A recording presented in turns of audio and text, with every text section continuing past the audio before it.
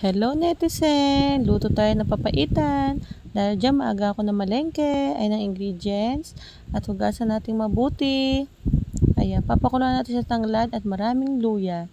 Pagkakulungan yan, hiniwa-hiwa na ni Papa ang ating lamang loob. Hinugasan ko mabuti yan. Make sure ko na malinis yan. After hiwain, syempre hugasan ulit natin yan mga sis. Ayan, hiwain lang natin siya ng ganyan kaliliit.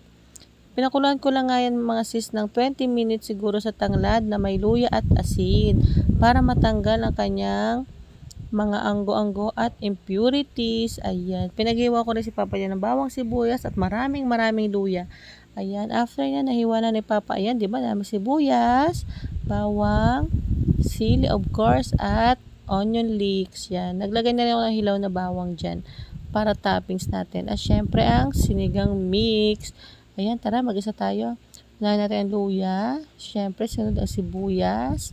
And then, bawang. Ilagay na natin ang pinakuluan natin kaninang lamang loob. 20 minutes lang yan. And then, pressure cooker na natin siya todong papakuluan ng mga 1 hour para sobrang lambot niyan.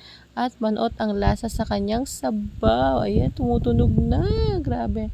Ayan, after 1 hour, syempre natin ng 15 minutes and then pag open natin, sobrang lambot na.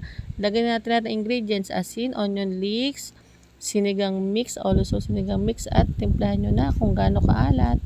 Ayan, ready to serve. Di ba, napakadali lang. Ayan, kain po tayo. Salamat sa panonood. Request nga pala yan ng birthday boy. Kaya ayan, 'di ba? Sarap. Grabe ang sarap ng sabaw niyan, mga sis.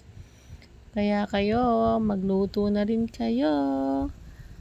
Happy serving, happy eating. Please like and subscribe. Thank you, netizen.